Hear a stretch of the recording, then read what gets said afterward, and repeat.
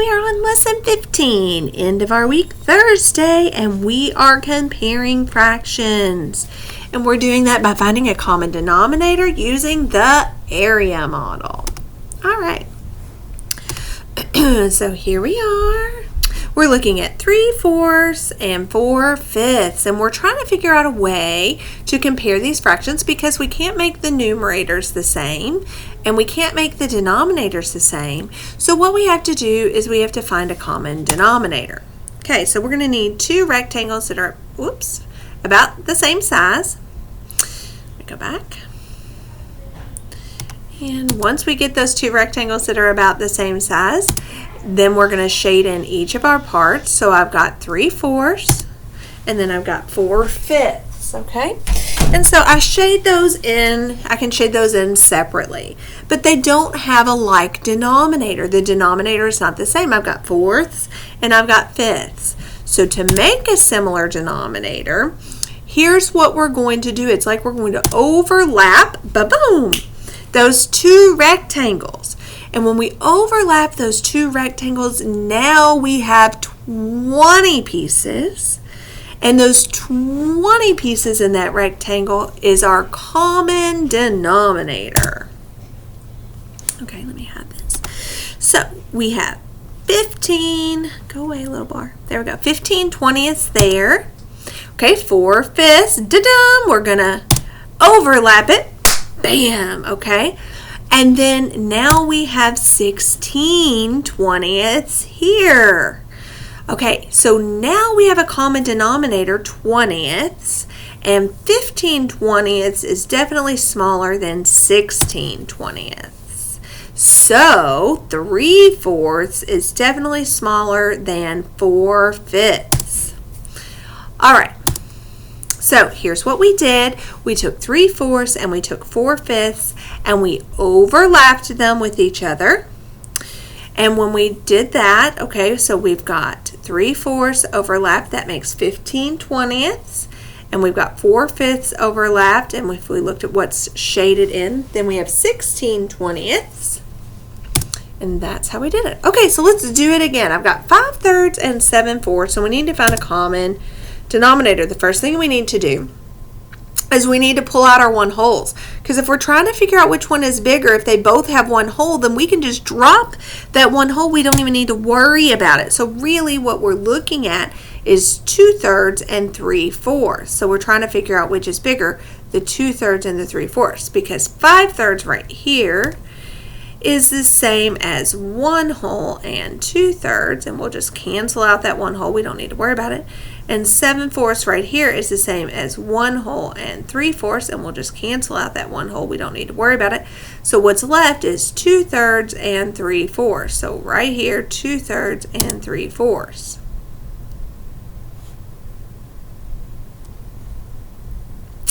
Okay, let me go back. I didn't mean to go forward yet. Okay, then what we need to do is draw the area model and figure out which one is bigger. And what I like to do, let's take 2/3 and 3/4. I like to do the area model with a butterfly. Okay, so I'm going to take a rectangle and I'm going to literally copy it. We're going to duplicate it, okay, so that they're the exact same size and the exact same shape. Okay, and then what we're going to do is we're going to take our marker and we're going to start with blue for 2/3. So I'm going to do my thirds down like this. So like on this side I've got like 3 pieces, okay? And so 2/3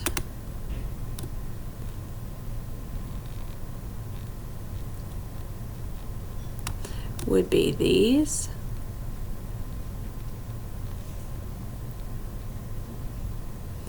Two pieces right there, okay? And then, so now I'm gonna put these in the middle and we're gonna combine butterfly with this here in just a second.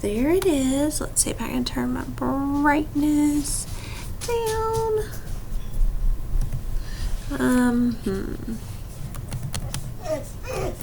Okay. Okay.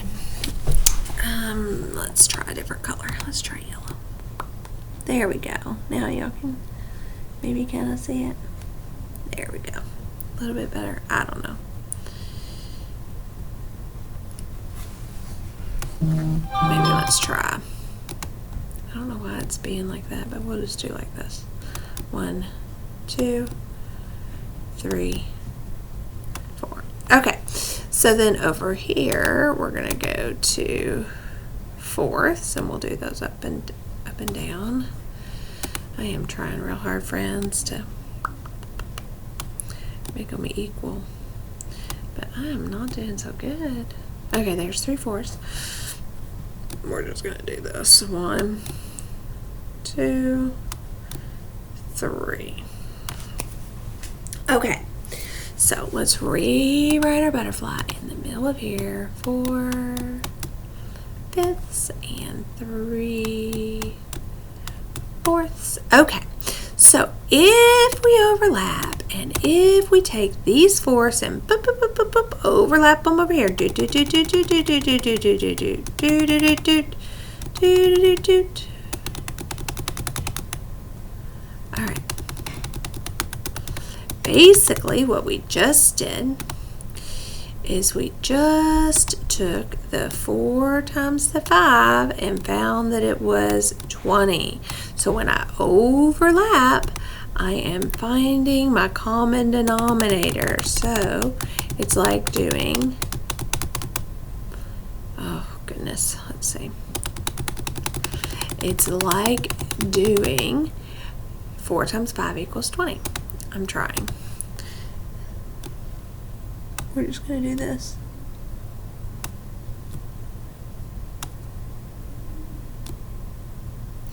Okay, there we go. Now we got fifths. Okay, so if I do my butterfly, 4 times 4 is 16, and then my common denominator is 20ths. And then 5 times 3 is 15, and my common denominator is 20ths. Which one of those is bigger, 16 or 15? Well, 16's bigger, so this area model over here is bigger. So we use the area model to find common denominators, and we use the butterfly to find common denominators. All right, so we're going to come over here, and we're going to go to our Ladybug, and I'm going to do some of this problem set with you. Okay. So I'm going to come down here because I'm going to look at the way these are written. Okay, so first thing I'm going to do is I'm going to do the butterfly. So 3 times 7 is 21, and 5 times 4 is 20, and 5 times 7 is 35, so I've got 21 35s and 20 35s. Okay, so when I do my butterfly method and I find the common denominator, I see my common denominator is 35, and 21 35s is definitely bigger. Okay, now let's draw this. Okay, so we're going to do this, and we're going to do this. Pretend they're exact same size. I know they're not, but we're going to just say they're close enough. Okay, so for this one, we're going to make fifths. 1, 2, and we want to color in 3 of those fifths.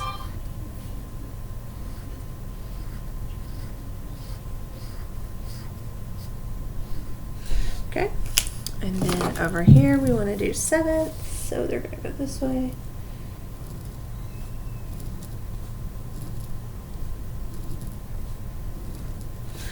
And we're going to color in 4 of those sevenths. Oh goodness, somebody's turning in a bunch of work. Okay, so now we're going to take these fifths and we're going to overlap the sevenths. 1, 2, 6.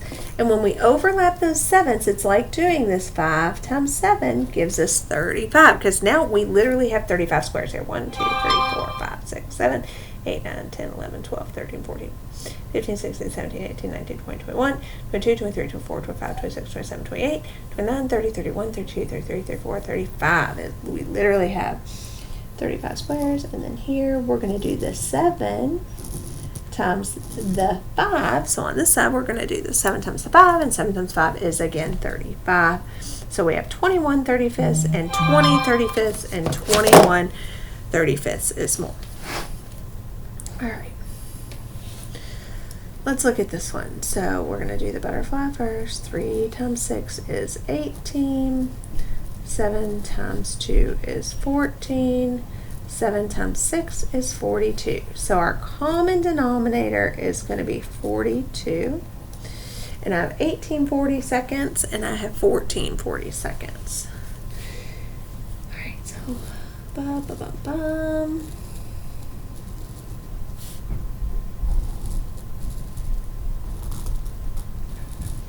Close to the same size. All right, so I've got 7ths, so we're going to go 1, 2, 3, 4, 5, 6, and we've got 3 7ths. 1, 2, 3. And then over here I've got 6th. 1, 2, 3, 4, 5. So over here I've got 2 6ths. Okay, and then we're going to overlap, so we're going to put 7ths here, and that's like doing the 7 times the 6. 2,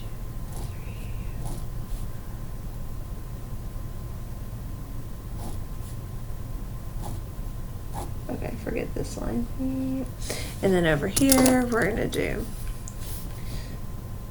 6.